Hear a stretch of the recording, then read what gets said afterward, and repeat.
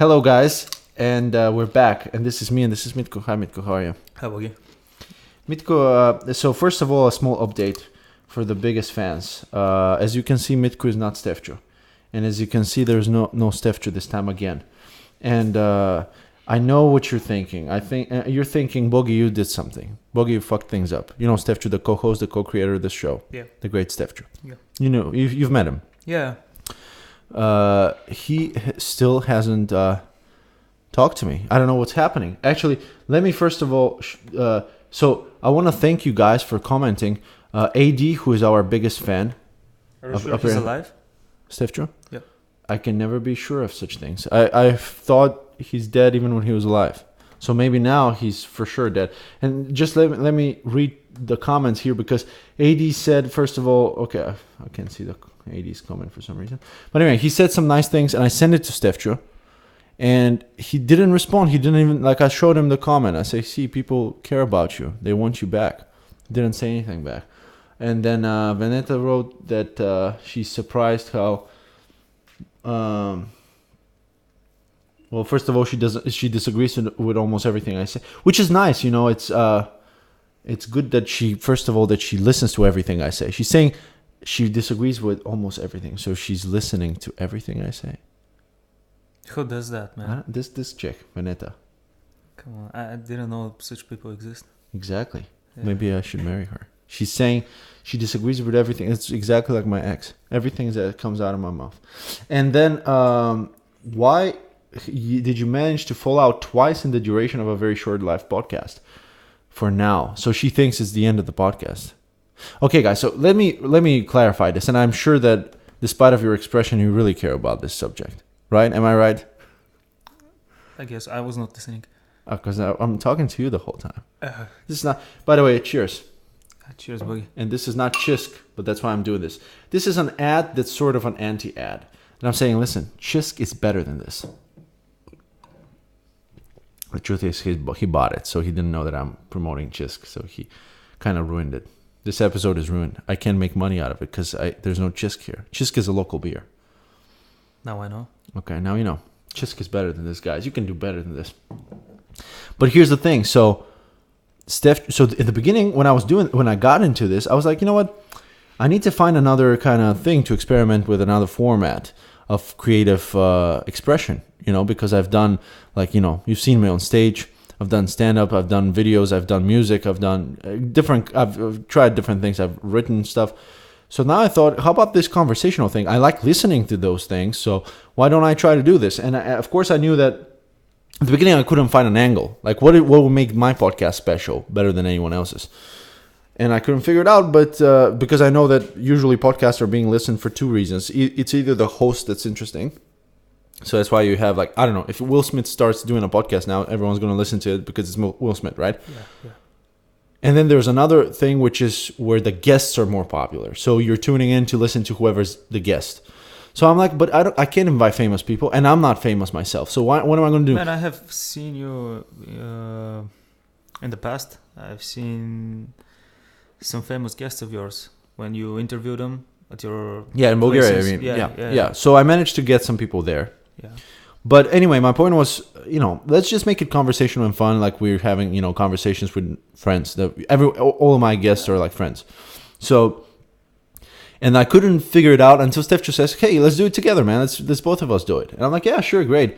And so I got really into it, motivated. And now he's going through something. I don't know what it is. Guys, I know you don't trust me, but I haven't done anything this time. I've done stuff in the past, but I don't know what's causing it. I hope he's okay. Don't you talk of the podcast? We talk about it, yeah. But that's the thing. Like, I asked him last week, let's do it. And he's like, I have nothing to say. And now he hasn't said anything the whole week, so I guess he was right. That was something personal, man. I don't know. Maybe, yeah. I don't know. Look, the fish is now is on. Yeah. So anyway, so I just wanted to address this at the beginning so people know, so you don't think there's some. If there is something, I don't know about it. You know, we're not mad at each other. He just doesn't talk to me at the moment, so I'm giving him this space. I guess if he wants to do it again, we'll do it. But in the meantime, you're here in Malta, but you don't live here. You're from Bulgaria. Yeah, I just arrived today. And visiting you Mitko, for anyone who's listening who don't know you, this guy is special for a couple of reasons. First of all, he's one of the most legit Bulgarian skateboarders in history, maybe, of skateboarding in Bulgaria. Used to be. Yeah. And then you got into some martial arts and you were doing some fighting and you were competing. Yeah, for some years. Like. Yeah. Yeah. And then on top of that, you have your career and you have everything else. But let's start from so you and me met in university, so we were studying together. And then, you went your way, I went my way. But we kind of remained friends and you were kind of coming to my shows and everything. So let's start from there, from the skateboard, because this is an interesting thing, How did you get into it in the first place? And how much are you still involved in it now?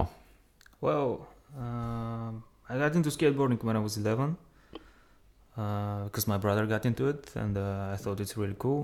You were from Sliven, right? So Sliven, yeah. This is for a smaller town in Bulgaria, in the north, I would say, or South. South? Okay. It's central Bulgaria. Okay. I basically have no idea where it is. But it's somewhere where the skateboarders go. Yeah, Bulgaria is divided into. Was there anything special in Sliven about like skateboarders? Was there a nice park there, or when you were starting out? No parks. There was this local place that because we didn't have anywhere else to go, we were skating there. Yeah. So how old were you at this point? I was 11. 11, right. And this place was. And at this point, it's your brother is already doing this? Yeah, he has been doing it for like a couple of months. So for you, it's like, is this cool thing that older kids are doing, and all the hot chicks that are around my brother are no, it was more into it, or no? More of something underground that just a few people do. But in Sliven, it's actually had strong traditions. One of the first skateboarders in Bulgaria comes from there. His name is Mario. He started in the 80s, and he moved to the United States. He even got sponsored. He changed his name to Tony Hawk. No, okay. He's still Mario, yeah. And he won some competitions there. He was sponsored for a long time. He's still skating. He's 40 something, maybe reaching close to 50 now, but he has a family and stuff. So his brother is still in Sliven, and this is Shurko. This guy still has it. He's like 38, I think. Okay. And he's very talented. Like his mind is so into it. Like no matter how old he gets, this guy will still have it. He's better than most of the young guys still. So tell me, is this thing still alive? Because if for me, it feels like skateboarding was such a cool thing. Like in the 90s, it was like it was on TV. Every kid wanted to have a skateboard. It was a big thing.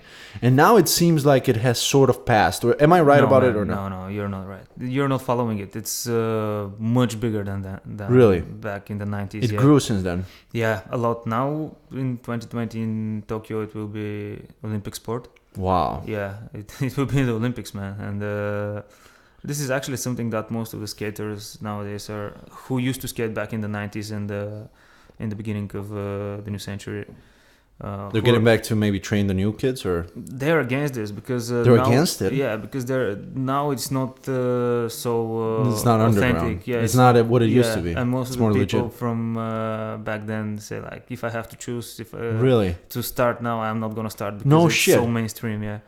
I thought they'll be happy that this would popularize it, that the equipment would get better. That people are divided.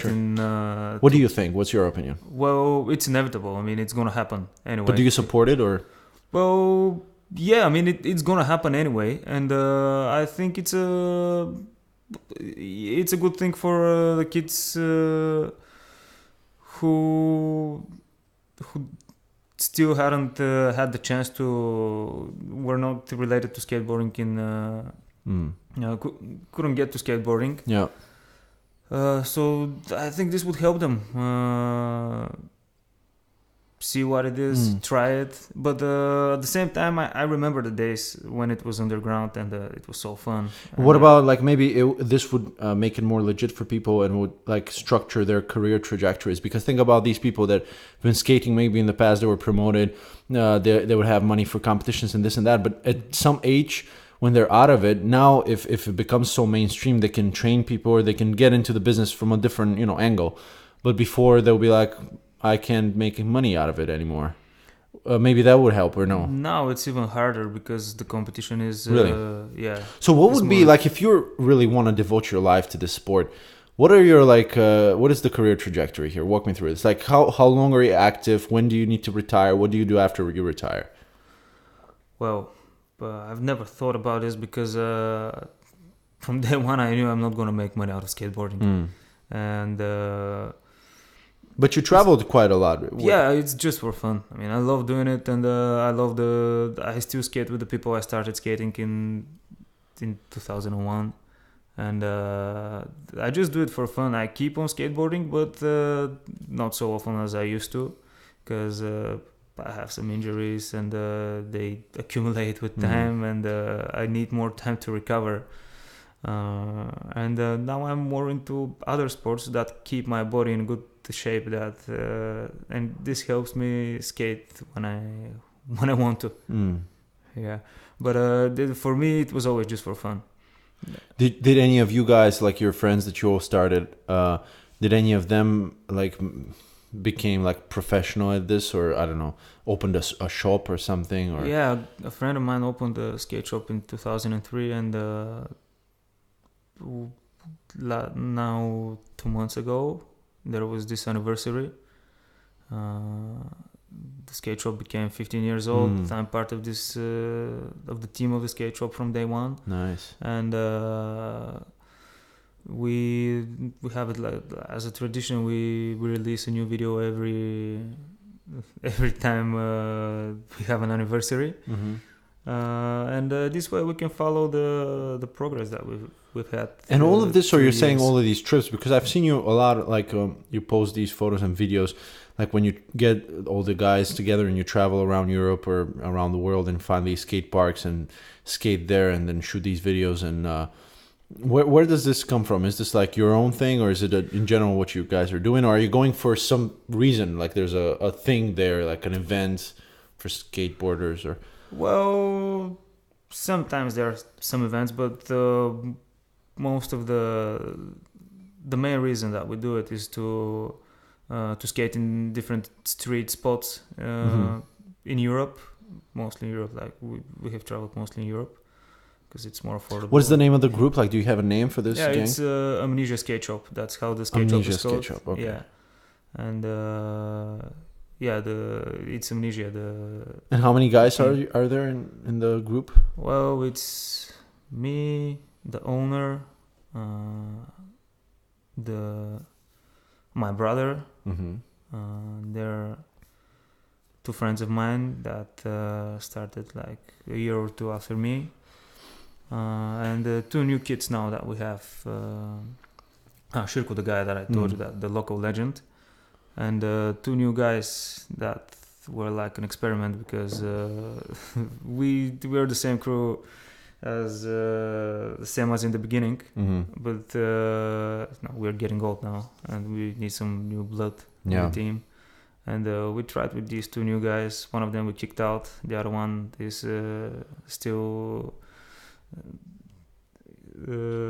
he's strong with the force. Yeah, he's better mentally, and this guy is pushing it. The other guy is maybe the best one in Bulgaria, but no discipline and really just smoking all day. Oh wow. Well, what about like when you were at the top of your game? Yeah. What were you able to do? Like I don't know anything about skateboarding, so if you throw me some slang for, I don't know, some terms for moves, I wouldn't know it, but if you could describe it, maybe I'll get it. What were you able to do when you were at the top of your game? Like what's something you were the proudest with? Well, I was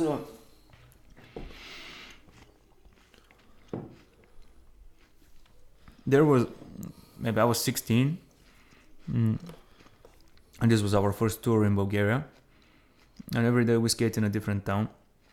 And actually in Bulgaria we have very good skate spots. Yeah. That are inherited from the From the socialism. trackies. Oh, I thought from like the ancient tribes of Bulgarian skateboarders. Yeah, and actually this has attracted a lot of professionals from all over the world. So we did this trip, and every day we were skating in a different town. And every day I just filmed better stuff that Yeah. I have never done before, and I was in this perfect shape. Do you remember something like special that you did? Yeah, I remember everything about it. Like, tell me one example, like of something, like a move or a place or. We were in Dimitrovgrad. Mhm. It's something that is not even a skate spot. It's like for anyone who doesn't know, it's like the world capital of Chalga. Maybe No, I don't know. We can say this for other. Yeah, I'm kidding. Okay, so you go to Dimitrovgrad, a nice new town built in the socialism. So it's a newer town, right? So is that because you said that's socialist tradition for skateboarding?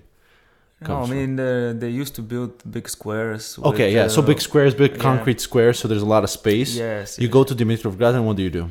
Well, the square itself was actually in a bad condition. Okay. So behind it there was a good spot. I mean, no one has skated it before, but I saw it as a spot. There was a gap through. It was a grass gap.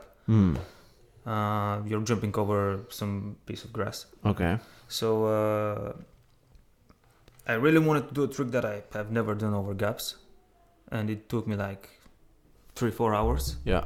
And it was in the middle of the summer. And it was only me skating. The others were filming with 2 cameras, actually 3 cameras. 2 of the guys had the flash and stuff like that. And the good thing about like, so you made the jump over the grass. I was trying it. I mean, in skateboarding, especially if it's a trick that you have never done, you have to give it a lot of tries. So well, there are some guys who do it like first, second, third try, but I'm not this guy. I mean, I used to try the things a lot of times. So this one, it took us like the hottest part of the day. It was midday, and maybe we started from 11 and filmed it by 3 o'clock, something like that. Wow, for 4 hours you were trying that jump. Yeah, man. Wow. And I will show you footage after that. I still keep it. I mean, we can maybe put it in the video too. Yeah, man. And I broke my board like in 2 places, but I was still trying it, and I knew I have it. I was very close. While you're talking, I will try to set it up in the meantime. Well, I should tell you what is.